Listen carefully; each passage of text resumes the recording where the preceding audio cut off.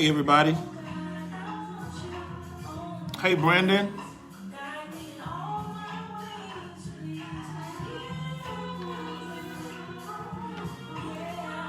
Hey, Lucretia. Hey, Kim. Devon, what's up, man? Thank you. Thank you. Thank you, Lucretia.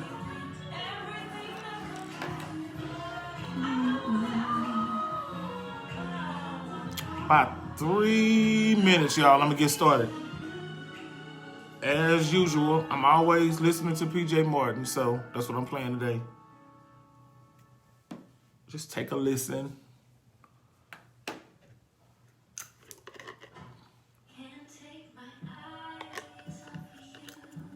Fall in love with the highly awarded L-certified by Lexus collection of pre-owned vehicles, exclusively at your Lexus dealer.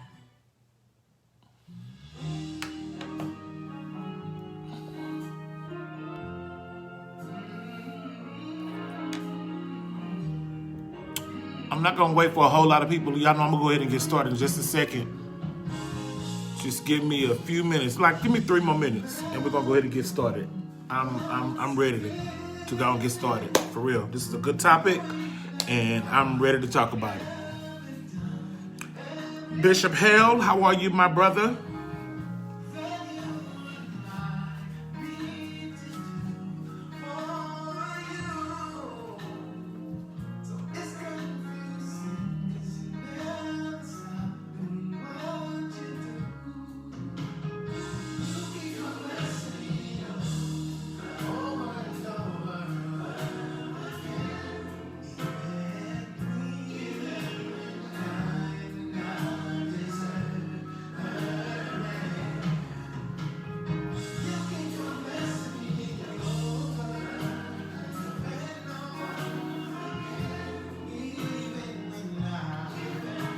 It's 8:41. Probably gonna start about 8:43.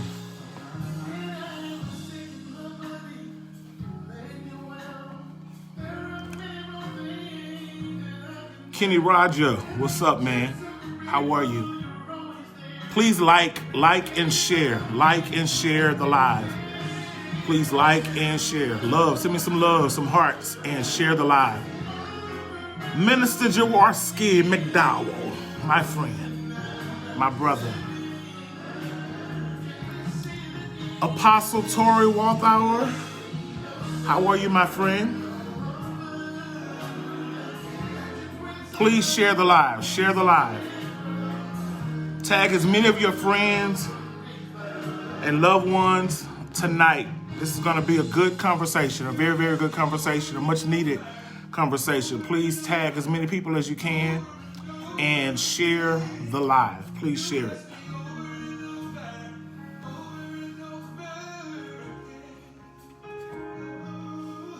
Two more minutes. I'm gonna go ahead and wait till 8:45.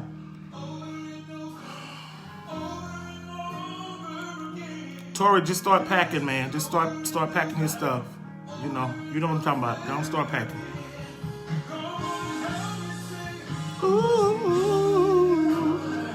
I know, Overseer Desmond Berry. I know, bro. It's still gonna be on. I'm gonna repost it again. Y'all know how I do. I know I had to tip out so I can go ahead and get this started. I want to be consistent with this. God is really blessing this movement, so I want to make sure I'm consistent and meeting the needs of the people.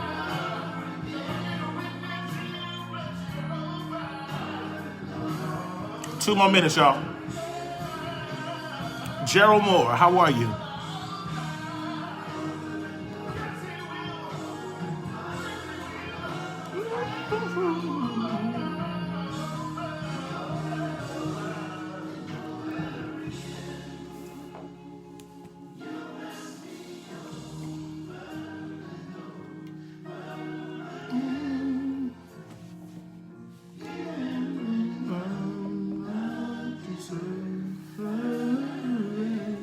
Hey, baby mama.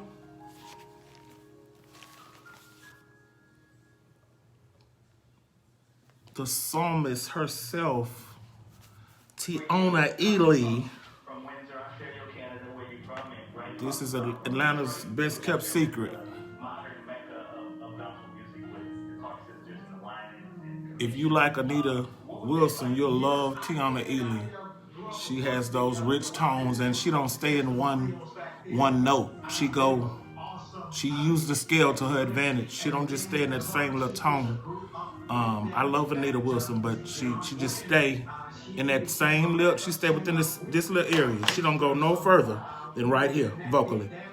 And I know she can get up there, but she stay right here. But Tiana, she gonna give you the, and she'll give you a holler too. So that's what I love. Okay, we're gonna go ahead and get started, y'all. It's 8:45.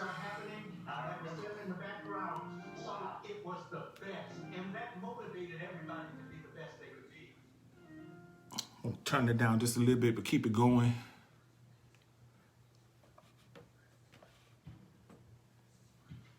So, tonight's topic is it's kind of taboo in a sense, but it's a much needed conversation that needs to be had. It's a topic that needs to be discussed. And tonight, Isaac, if you want to be a part of the choir, you can. You can be a part of the choir. I'm not sure if you're here or not, but you can be a part of the choir. If you want to be a part of the Sunday night choir at Rehab, let me know, and I can make that happen. If you're here, though, you got to be here to be a part of the choir. But tonight's topic is molestation, and I am very passionate about this topic because you are looking at, I'm not a victim. You're looking at a victor. I'm a survivor of molestation. And I wanted to talk to you guys tonight about this topic and how to recover. For those who have not faced the issue and dealt with it through counseling and all that type of stuff, I'm here to help you on tonight. That's what I'm here to talk about. I just want to, this is not church, but I still want to give a shout out to my bishop, Bishop Courtney Montez Jones, the bishop of the pastor of the Rehab Cathedral. Y'all know it's the Rehab Fellowship Church, the church that I'm at every Sunday, every Tuesday for life class. Every time I can get a chance to get into the house of God, I'm going to my church. That's my church. Shout out to all of my fellow church members, my brothers and sisters at the Rehab Cathedral. Hey, y'all. I know some of y'all are in meetings. We got 2 Zoom meetings going on. I just got out of one myself. And I got some people on here still supporting me, and I thank y'all for that. Thank y'all so much. My bishop excused me out of our Zoom meeting so I can go ahead and get this broadcast started. I want to be consistent. I said this earlier, but I want to be consistent with this because so many people, y'all, I'm not trying to blow myself up or anything like that, but there are so many people that are hitting me up on a regular basis talking about the topics that we've been talking about, and so many people that are being helped. So with that being said, I want to make sure that I'm always consistent. I told you, as long as I see people being blessed and needing these type of conversations, I'm going to always meet you here. The numbers have gone down, but I'm not discouraged because even after the post is aired on Facebook, people are still watching it. So it doesn't matter whether it's at 18 right now or 1,800 views. I don't care about none of that. As long as the message is being conveyed to people that need to hear it. So tonight, before we get started, I want to make mention of a dear friend of mine. He is offering you a free ebook. The topic of this book is Love's Pursuit, Journey to Wellness. Damien is a good friend of mine. We're about to start doing some things together. And I posted it earlier, and I'm going to post it again on my social media later on. For those who want to be a blessing to Cash App, I forgot to do it again this time. My Cash App is $ Eric B. Davis. If somebody could type that in for me in the comments, Eric B. Davis, $ Eric B. Davis is my Cash App. Thank you, everybody, for your love gifts. It is helping me get things done so I can do this stuff professionally. Again, tonight I'm in my dining room, as you could see, and it's all, you don't really see all the bling, and that's fine. I don't want you to see it, but y'all know my husband likes to shine, so all of this stuff is just decorated to the nine. Let's get started. Let's jump in. Share the live. Send me some loves and all that good stuff. Share the live. Thank you so much, Jermaine. Share the live and tag as many people as you can. Molestation. Oh God. I've really been preparing myself mentally and emotionally to talk about this tonight. So I can do this. I'm not scared to do it. It just takes a lot out of me facing these things that were once giants to me, and they're not giants to me anymore. It's just, you just get that eerie feeling when you talk about certain things. But I looked up some statistics for molestation. Look at this, y'all. This blew my mind. It really did. During a 1-year period in the U.S., in the United States of America, 16% of the youth from ages 14 to 17 have been sexually victimized. I'm going to say that again. During a 1-year period in the United States of America, 16% of the youth from ages 14 to 17 have been sexually victimized. That's crazy. 28% of the youth from 14 to 17 have been sexually victimized in the course of a lifetime. So in the course of a lifetime, between the ages of 14 and 17, 28% of those people have been sexually violated. Children are the most vulnerable with molestation and things of this nature between the ages of 7 and 13. It's so important that you pay attention to behavior patterns and don't let things just kind of skip by you when you're a parent or you're a godparent or a guardian for somebody. You're with a child all the time, and you know how they act on a normal basis. Don't look over certain things that have changed. Pay attention to all those type of things. Look at this. Between 1 and 3 girls are sexually abused before they turn 18. Between 1 and 3 girls are sexually abused before they turn 18. Watch this. Between 1 and 5 boys are sexually abused before they turn 18. It's a lot of this going on, but nobody's saying anything. There are no conversations that are being had. 30% of the abuse is never reported. All this stuff, I researched all of this, and it blew my mind. 30% of the sexual abuse that goes on in this world is never reported. There's worse lasting emotional damage when it happens to children between the ages of 5 and 7. So if it happens that early in age, they develop some emotional problems. They don't, you know how some children, they start out shy and they kind of blossom into their own, or you find whatever this thing is that they like to do, they become a totally different person. A lot of people don't understand that I'm kind of shy when it comes to singing. Like, I'll sing quicker in a room full of people before I sing in a small setting, if that makes sense. But it just is. That's just the truth. But you have some children that they'll open up and they'll become a totally different person when they're singing or if they're playing sports or what have you. But any other time they're kind of, shy or what have you. But they have emotional damage between the ages of 5 and 7. When it happens in teenage years, there is a high risk of depression and suicidal thoughts. You see that? So you run the risk of them having emotional trauma, emotional imbalancing in the earlier years. But once they grow up and they start to have these problems or these encounters with people, they have suicidal thoughts and they become depressed. Because at this point, you really think about, oh, I feel dirty. Oh, why did they do this to me? Or what did I do to deserve this? They feel like it's their fault and so forth.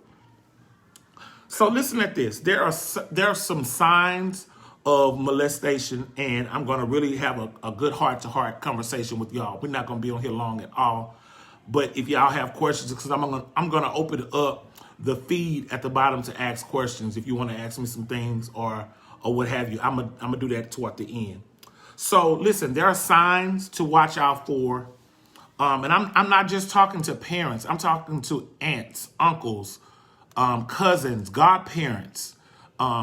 These children, my bishop and his wife, they care for our church babies, and you would think that they're their biological children because they care for them. They nurture them as their own parents, and so even with them being like godparents, you have to pay attention to these behavior patterns that change in children, so you'll know if something is going on.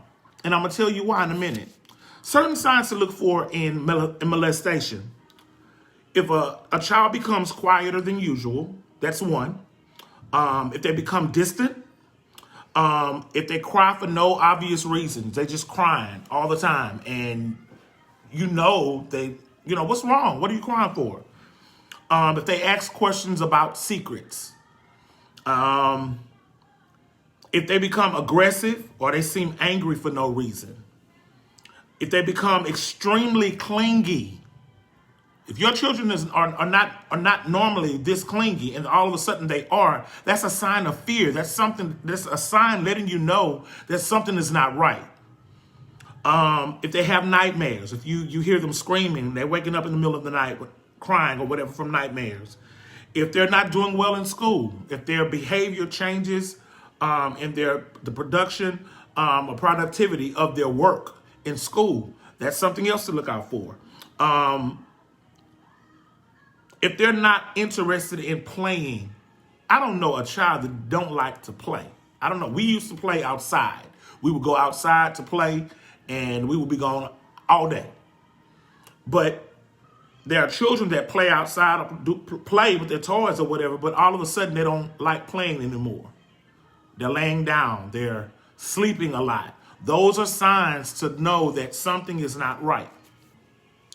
What you need to do when you see these things happening, don't force yourself on the child. Don't force yourself on the little girl, the little boy, or the young man or young lady. Don't force yourself on them, but create an environment that makes them feel safe telling you this deep, dark secret. I'm going to tell you why in just a second. Go above and beyond to make them feel safe with them telling you this deep, dark secret. You don't have no idea. You have no idea on how much pressure and how much it takes out of a person who has been sexually violated to tell somebody. How much courage, how much strength it takes to tell somebody that something has happened. When you see these signs, don't ignore them. A child, when these signs are ignored, as a child grows up, they only get worse. If something happens to this child at age, let's say 8, and now they're 38, you've gone from an emotional, unstable, emotional little boy to an unstable, emotional man. The longer you take to deal with it, the worse it becomes. And I see the numbers going down because a lot of people don't want to hear this kind of stuff, and it's cool, but I still want to give it out. I still want to give this word, give this information to somebody, because I know that there are so many people that are dealing with this kind of stuff, and we're scared to talk about it. Why am I so passionate about this? I'm gonna tell you why. One more thing before I go into that. Don't assume that oh, my child, if something happened to my child, or he would tell me, or if something happened to my daughter, somebody touched her, she would tell me. Don't take that for granted. Because even the most vocal child will become silent when it comes to this, because you don't know if they've been threatened. You don't know if they got to face this person again. It could be a babysitter. It could be a teacher. It could be a Sunday school teacher. It could be a preacher, a deacon, anybody. Anybody. The PE coach, whomever. You don't know. You never know. And you don't know if they've been threatened. Their children been told that they're gonna kill their parents or all this kind of stuff. And as children, we believe whatever somebody tells us. We don't know that they're lying. We don't know if they're bluffing. But they tell kids these things because they can do that, and they're gullible, and they'll believe anything that a person tells them. So don't take it for granted that, oh, if my child was touched, they'll tell me. Don't take that for granted, because that may not be true. Hey, Larry. So, you want to know why I wanted to talk about this? You're looking at a survivor of molestation. I'm 46 years old. I know I don't look like it. Thank you so much. But I'll be 47, May 27th. I'll be 47 years old, May 27th. And 40 years ago, almost 40 years ago, I was molested. I was coerced and groomed to be molested from age 7 to age 12, 13 by a close relative. And my mom didn't know. My mom didn't know. I never told anybody. I think I told my cousins, and I told them, and we just knew they knew my secret, but nobody else knew. I didn't act like I was a victim. I didn't act like anything was wrong that I knew of. But now that I think about it, I think I probably did. I did exhibit some of these behaviors, some of these signs, but my mom didn't know it. My mom was a single parent, and my mom was very active in church. She sang in the choir. She was in the mission. Everybody wanted her to sing at their relative's funeral. So pretty much every Saturday, she was going to somebody's funeral to sing. And I would be left with a babysitter. And we started playing this mama and daddy game. And of course, I was the mama. And I just remember each time it was more and more. Things got a little worse each time. They would go a little further, should I say, each time.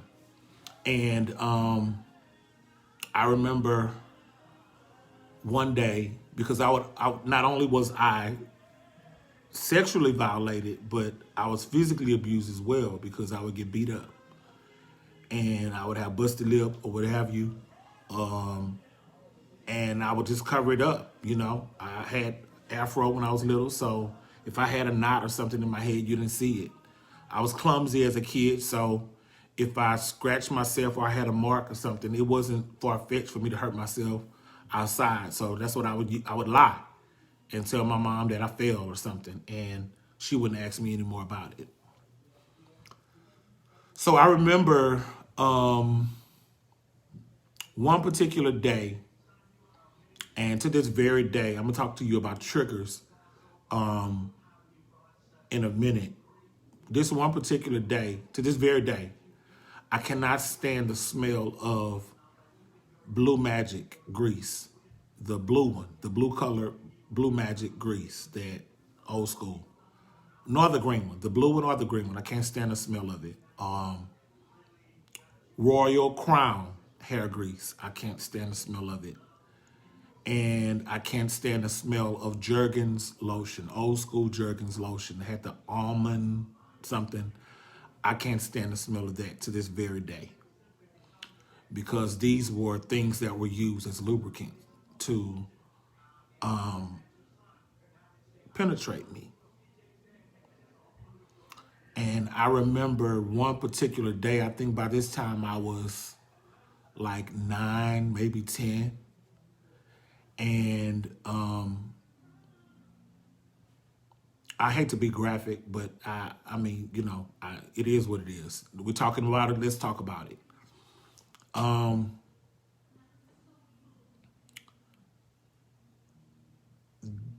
It was used for lubricant, and it was, you know, he used it and put it on and put it on me. And I just remember the sharp pain that I felt at the initial penetration of it. And I screamed. And I screamed and jumped up. And I guess it scared him because at that point, he never tried to penetrate, I guess, again. It became a whole, what they call frotting now. And that's when you just kind of like just rub up against a person and you climax that way. And so to this day, I cannot stand the smell of those things because they were used as lubricant to penetrate me. Yeah, it was. And I can't stand the smell of it because the smell of it takes me back to that very moment. It takes me right back to that moment, and it just makes me sick. I get nauseous. I can't stand the smell of it. And my mom would come home. She never said anything. I never told anybody. I grow up. It stopped around age 12, 13. So I'm like, okay, cool. We ain't got to do that no more. So I think I'll be all right. By this time, me and my brother, we moved with my dad. And so I didn't have to deal with that anymore. And I'm gonna just fast forward because I got older. I went to middle school. I went to high school. And of course, I'm trying to find my sexuality at this point. But I still have not told anybody other than my 2 cousins that this happened to me. And they vowed to keep that a secret. Hey, Jarrell. My niece is on here. Hey, Travia. Omar, hey. And so, Peanut, what's up, bro? Y'all, I kind of found my way. I still wasn't embracing my true sexuality. I knew what I liked, but I still ignored it, you know. Fast forwarding, I graduated from high school. There were some encounters with other males between that time and this time. But I'm not going to say I was taken advantage of in that aspect anymore. Not like that. I was taken advantage of, but not in that aspect. So, let's say I turned 22, 23. And my mom I have 2 aunts that live in California. And most of my relatives live in Texas. I'm from Houston, Texas, for those of you who don't know. I'm from Houston, Texas. And I moved to Atlanta about 5 years ago now. And I've been here ever since. But I have two aunts that live in California. And my mom went to California to visit my aunt. Mind you, I've never told my mom anything. My mom was visiting my aunt, and she had a dream that she woke up. She had a dream that she got up and walked into my bedroom, and she saw this person on top of me. And she called me crying And I was like, what's wrong, Mom? What's wrong? She was like, what are you doing? I said, I'm getting ready to go to school. I was in beauty school at the time. And she said, call me when you get to school. Call me Colette. Got to school, called her. And I was like, what's wrong? What are you crying? What's going on? She said, I need to ask you something. And I said, okay. She said, I need you to be honest with me. I was like, okay. By this time I'm nervous because I don't know what she's about to ask me. One thing I can't stand, I hate to see or hear my mom cry. So she said, I had a dream that we were living on Meadow Park. I lived at 4913 Meadow Park. That's off of Cullen, right across the street from Watkins, if y'all know what Watkins is in Houston. And she said, I dreamed I walked in the room and I saw this person on top of you. Did that happen? And I kind of just took a deep breath. And it was like I could hear God, you better not lie. And I was like, yeah, Mom, it happened. And she let out this cry that I can still hear to this very day. I'm not gonna cry. I'm not. I can still hear her crying, like right now. And I said, yeah, Mom, it happened. Why you didn't tell me? Were you scared? I was like, yeah, I was scared. I didn't know how to tell you. And she was like, that's why you always wanted to go with me. I was like, yeah. That's why you would always be so clingy when I got home. I was like, yeah.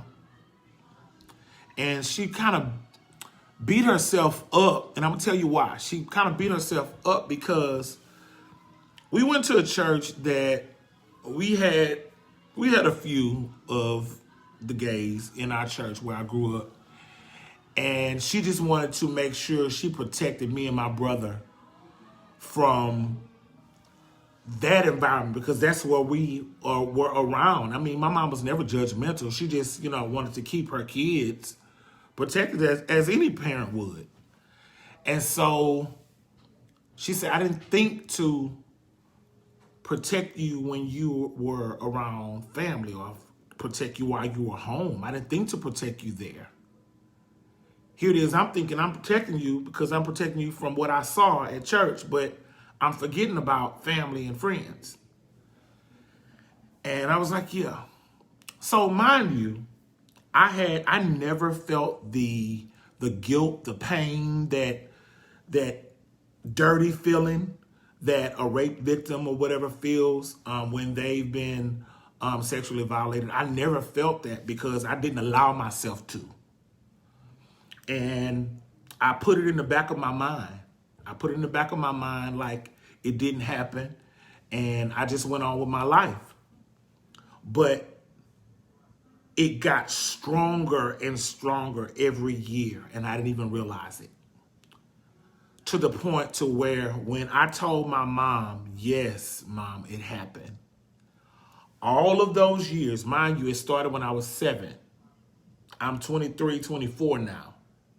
So you got all those years of me holding this in. It all hit me all at one time. Like my knees buckled. Me and a friend of mine, we had us in a townhouse in the Southwest Side off of Gessner. And I remember going into my room. I was at school. And I was one of the top cosmetologists in the school. So I had a lot of people that would pay extra money to get me to do their hair. I was just that good, I was just good. So I still had like clients to do. And this particular day, I was trying to just press forward and just do whatever I had to do to get through my day, thinking that I could.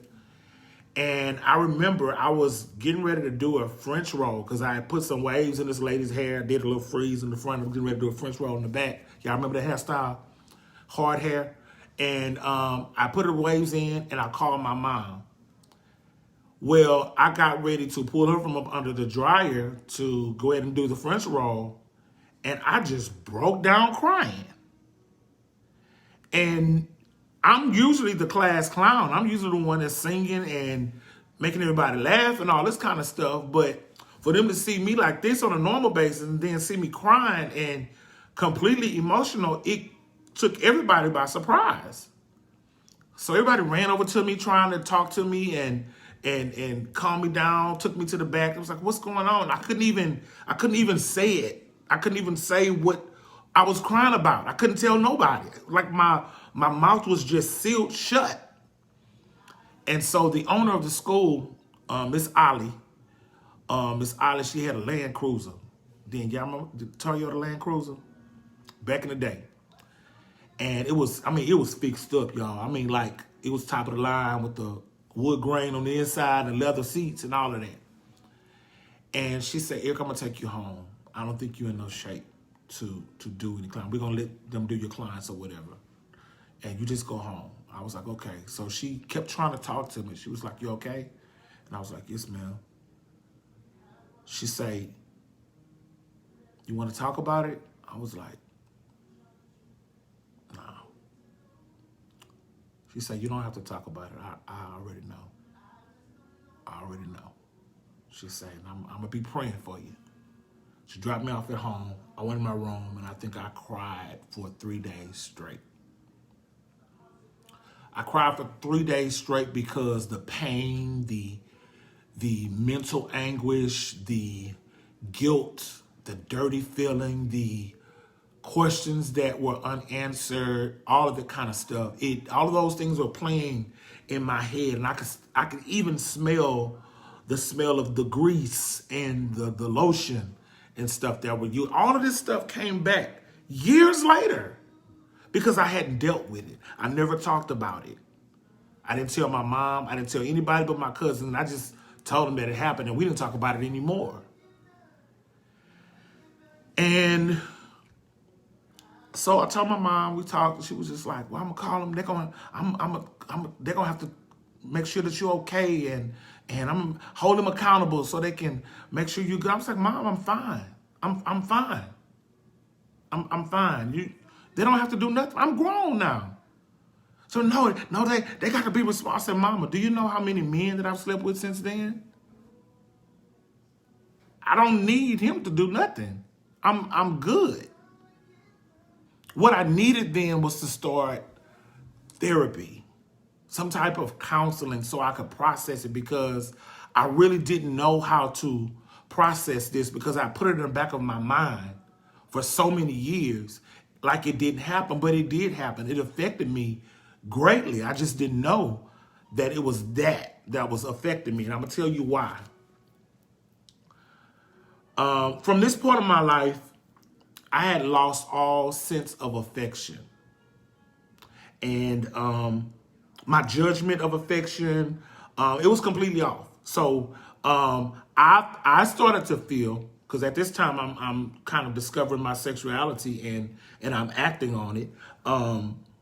If you touched me a certain type of way, that I felt like that you wanted to do it. I'm just gonna call it that, okay? I felt like you wanted to do it, and during this time, it was done. I wasn't getting any pleasure out of it. I equated that touch and that pursuit with love, and that's so far from the truth. If you know what I mean.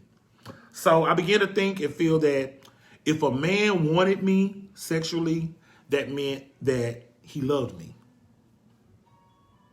So I really didn't know what intimacy was, or real attraction, real chemistry, none of that stuff, because I was just used to being preyed upon and pursued. And if you pursued me and I guess you look good to me or whatever, I responded.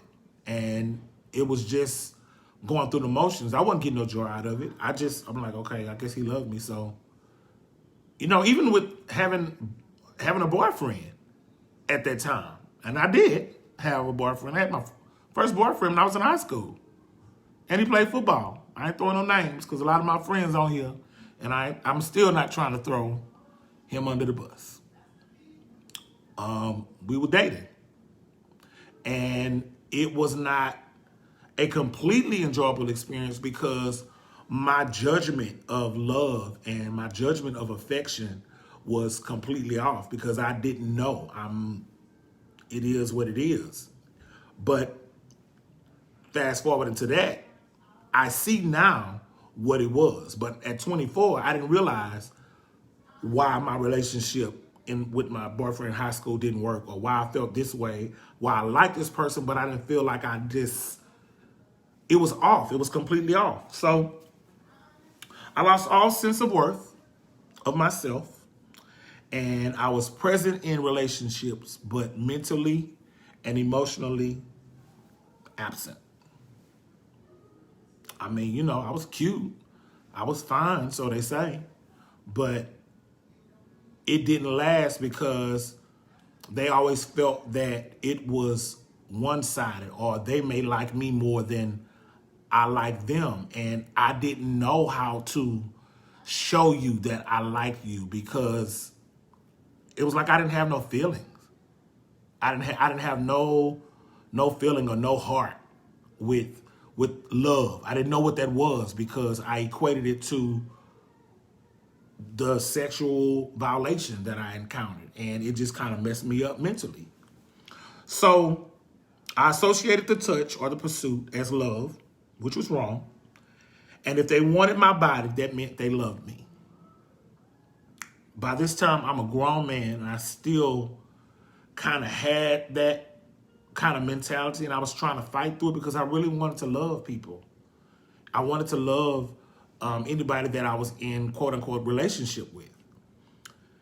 So I had to learn affection. I wasn't affectionate. I had to learn affection, and I had to allow myself to learn affection all over again because, again, my judgment for affection and love and intimacy was completely off. And I didn't learn intimacy, if I be honest, until my 30s. You do the math.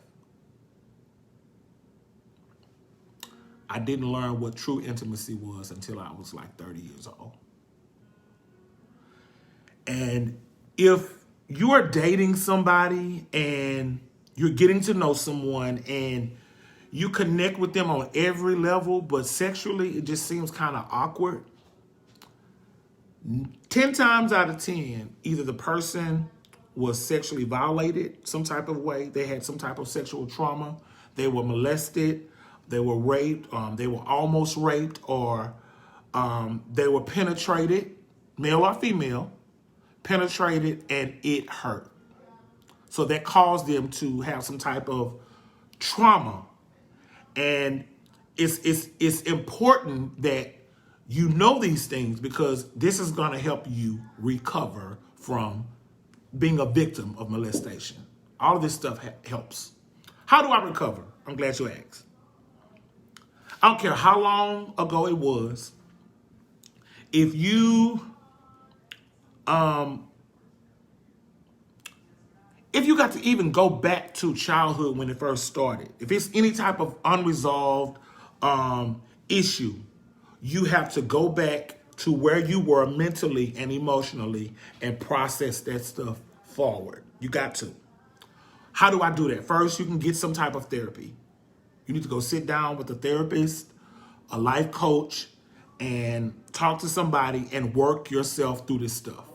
1. 2, you have to go back to where you were as a little boy, a little girl. It's not going to feel good. It's not going to be an easy thing to do, but you're going to have to mentally and emotionally go back to that moment. And a lot of therapists do this and make you talk to your 7-year-old self or your 8-year-old self whenever this happened to you. And you're going to have to process that stuff and work all the way through it, through tears, even if you got to keep taking breaks or whatever. You got to process it. You got to process it by writing a letter. You can write it all out, write the whole story out from beginning to end and burn it at the end. Any type of way to get it off of you, you're going to have to work through it. It's not going to feel good. It's not going to be comfortable. But you got to give yourself and allow yourself time to process this if you want to move forward. You're going to have to talk about it with people. Once you get up the nerve to talk about it, you're going to have to talk about it. Even if you don't say who did it. If you want to reveal the person, reveal it. I'm not revealing who it was because I'm just protecting that person. Not that I have to, but because I want to. Because I'm at a place right now where I'm able to own what I did and what I went through. He's not. I can't make him ready. Tried talking to him about it. Didn't want to talk about it. That's not my issue. That's his issue. I'm working through mine. So talk about it with people that you trust. Talk about it with the person that you see as a potential partner. It's important that if you're dating and you're serious about this relationship with this man or woman, that they know that you've had some type of trauma as a child. Why? So they'll know how to handle you. A man is going to only, women, listen, a man is going to only allow you to reject him so many times before he completely backs off. It's up to you to tell him straight up, hey, listen, I got some stuff that I'm working through right now, and I really want you, but I need you to know some stuff about me. I need you to know this baggage that I'm coming with, and I'm trying to work through it. Be upfront. Because you got to let these people know that, I mean, you know, some people get a little aggressive in the heat of passion, and that could be your trigger. Somebody flipping you over and handling you a certain kind of way could make you think the way you felt when you were being raped or when you were being molested. So you don't want to go off on them because they're going to be like, what the hell is wrong with you? They don't know because you haven't told them. But if you see a future with this person, hey, Didi, if you see a future with this person, they are worth you telling them the deep, dark secret. So they'll know, hey, I can't get too rough with her. I can't get too rough with him because, you know, that makes him think about that day. So tell them, be willing to talk about it with them. Know your triggers. I was talking about triggers. Know the things that trigger you. If it's being rough and overly aggressive in sex, you know, people get passionate, throwing them up against the wall and all that kind of stuff, slapping them on the butt. I mean, you know, whatever floats your boat, that floats your boat. But you got to be willing to tell this person that these kind of things make you think back to that day. So I don't like this. I don't like when you yell at me. That makes me feel like this. I don't like when you handle me too rough because that makes me feel like this. Until you've worked through it. But at least give them the decency. I love you too, Aaron. It gives them the decency to know, oh, I can't do this. I can't do this right now because that's going to, and if they love you, they're not going to want you to feel that way anyway, right? So know your triggers. You got to communicate your triggers, like I said, to people. My triggers were, like I said, the lotion, Jergens lotion, the Blue Magic hair grease, the green and the blue, the Royal Crown hair grease. The smell of it just makes me sick, nauseous. That's my trigger. I was married to my kid's mom.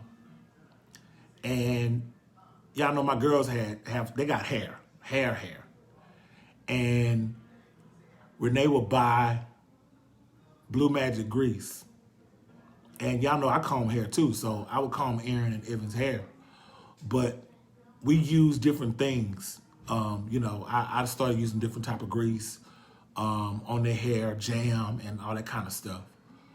But she would buy Blue Magic grease to put in their hair, to grow their hair, make their hair healthy.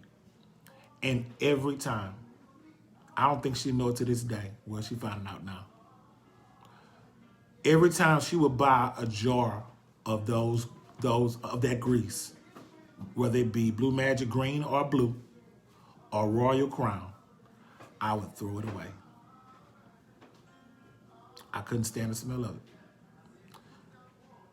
I kind of dealt with the whole Jergens thing because she loved Jergens lotion, and I was just like, oh.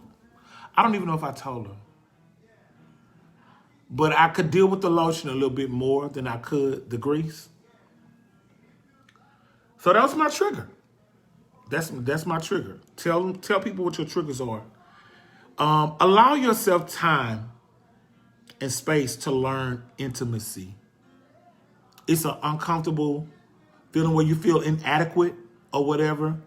I mean, I had to learn it. I had to learn how to be intimate. I had to learn that. I had to be schooled, and I just had to kind of be coerced and learn this stuff all over again because, y'all, it messed me up. It messed me up emotionally. And what's so bad about it, I was bleeding emotionally, still singing in church, still directing choirs, still doing workshops, still playing the organ. All of this, I'm just going through the motions, still playing in the band at school, all of that. And I was just toe up on the inside. Hadn't dealt with it at all. Toe up on the inside. And so many failed relationships because, probably missed out on true love back then because I didn't know how to love. I didn't know how to love myself. And it messed me up. I mean, back then, folks weren't going to no therapist. If you went to a therapist, you was really considered crazy. So allow yourself time to learn intimacy. And if it's somebody that you trust their leading in teaching you intimacy. If you really love them and you know that they love you, allow them to teach you love all over again. You won't regret it. I promise you. Don't shut down, even when you have moments.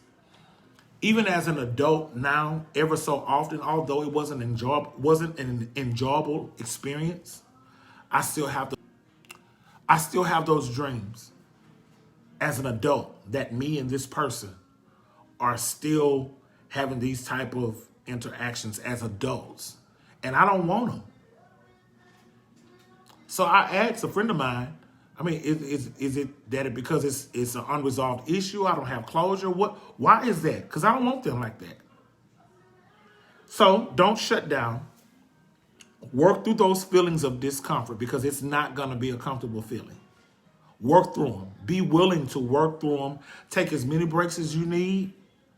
If you're going through a therapist or I'm a certified life coach. If we having a session and you talking about it with me, if you need to take a break, take a cigarette break or whatever, take the time. So as long as our goal is to work through this, as long as we have an understanding that we're going to work through this, then you're good. If you want to address the person that did it, that the person that molested you, do so. However, if they don't own their part, it's going to you run the risk of re-injury, is what I call it. You run the risk of having those feelings all over again, that anger, that pain. You run the risk of that because, you know it happened. You felt it. You know it happened. And for them to look at you and say, "Now that didn't happen," what the hell you mean? So I'm crazy? And that anger comes up. You don't want to go because you're going backwards. I'm not saying you can't face that person again, because there'll come a time when you will be able to face them, and you'll be able to face them with courage.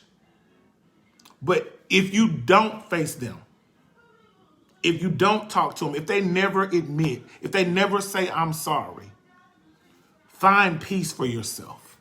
That's all I'm going to tell you. I'm done. That's all I'm telling you. It's going to benefit you in the long run, because the more you don't address the situation, the harder it's going to be for you to get over it. And if I had it to do all over again, I probably would have said something sooner. Probably before I went to high school. While I was in middle school, I probably would have said something. But I regret not saying anything about it, because y'all, I'm so serious. I'm not rambling, y'all, but I'm so serious. That was a pain that I didn't think I would get over. I never thought I was going to be able to stop crying. I could not stop crying. I literally cried for 3 days straight. I don't even remember coming out of my room, and I know I had to come out of my room to use the bathroom. But I just didn't. I shut myself off from everybody. My boy, I don't know if he's on here or not, Eric Decker. Eric Decker, that was my roommate. And we called him Rick at that time. Rick sat at the door, I don't know how many hours. Eric, open the door, talk to me. I couldn't even open the door. And I don't even remember even talking to him about it.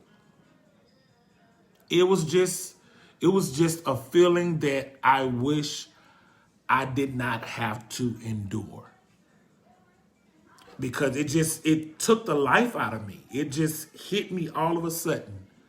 And who knew that you could sweep things under the rug or smother things or emotions and feelings for so long, and it all come at you at one time. It brought me to my knees. So that's my story.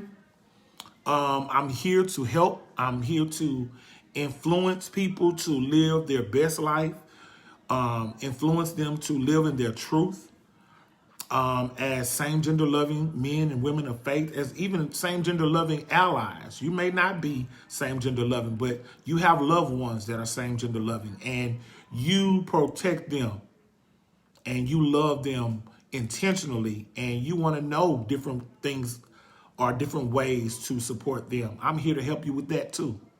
That's what this is all about. My bishop has given me the responsibility to head the outreach and evangelism department of our church. And I was like, what? But I didn't realize that having these type of conversations and these type of broadcasts is evangelism. I can't tell you how many people that inbox me and call me and have cried to me, telling me how things that I've discussed on this platform have helped them and how it has triggered them to stand up and be counted. You know, God has need of you. As I say every week, there is purpose for you. If you're still here, God has need of you, and there's purpose here for you on the earth. And you have a responsibility to fulfill the vision that God had for your life when He created you. So that's what I'm doing. I'm bold. I got my big man drawers on, and I'm telling the truth, and I'm not trying to spare nobody's feelings or anything, because we've lived in this bondage for so long, and I'm tired of it. I'm tired of having this false image and people thinking that, oh, I go to church and I pray to God and my faith is just so strong or whatever, and you have this image like you don't go through nothing, like you don't have moments. That's a lie from the very pits of hell. Some of the most jacked up people are right here in the church. And that's why our church is the rehab cathedral. Rehab, recovering every day by hearing and believing. That's our acronym for rehab.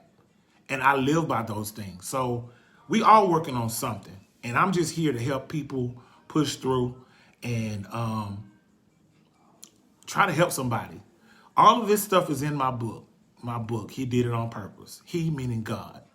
He allowed those things to happen, and he knew it was going to happen to me. So he allowed it to happen on purpose because there was purpose behind it. He knew that I was going to be doing this right now, telling this story and helping people the way that I'm helping them. So that's tonight. Don't forget, check my Facebook page in just a few minutes. I'm going to send you the information for the ebook that Damien is giving you, and I'm going to send you a link so you can also, I invited y'all to the group as well. But his book, Love's Pursuit, Journey to Wellness. I'm going to be a part of this movement with him as well, and I'll be sharing some things with you with that. This shirt, y'all like my shirt. This shirt, this hoodie was made by Jason Willingham. As you can see, it has Davis-Jeffery on it. That's me, my husband's name, and I'm proud of it. Yes, I am. He's upstairs working now. And my babies are here. My baby girl, Evan, and my son, my mini-me. They're here, and they're ready to eat. So I'm about to go heat up this food for them because they've been peeking and all this kind of stuff. So I'm done, y'all. If you want to give, please give if you can, because I got to get some more lights. I got to get some cameras and stuff because I'm not going to always be in this living room. I'm not going to always be in this dining area, and I want to do some stuff on a professional level, and y'all going to help me do it. You going to help me? You going to help me? Please? Cash App. Right now I'm still using Cash App, so do $ Eric B. Davis. That's my Cash App. Thank y'all so much for your support. Please share this video. Share it with somebody that you know probably needs this. Didi, I will definitely tell them. I will definitely tell them that. We're probably going to call you in a minute. Okay? We'll FaceTime you. But y'all go to Cash App. Bless the man of God with something, please. Not hashtag. $ Eric B. Davis. Eric B. Davis. $ Eric B. Davis is my Cash App. And you have any questions? Anybody want to talk? You want to schedule any type of therapy sessions, counseling sessions with me, life coaching sessions? Hit me up. Hit me up in my inbox, and we can schedule some time to do it. If you haven't already, please go to my public figure page, Eric B. Davis, Real Talk with Eric B. Davis, the Real Fake Talk with Eric B. Davis. And I'll see y'all next week. We're going to keep doing this until the wheels fall off. I love y'all. Be blessed.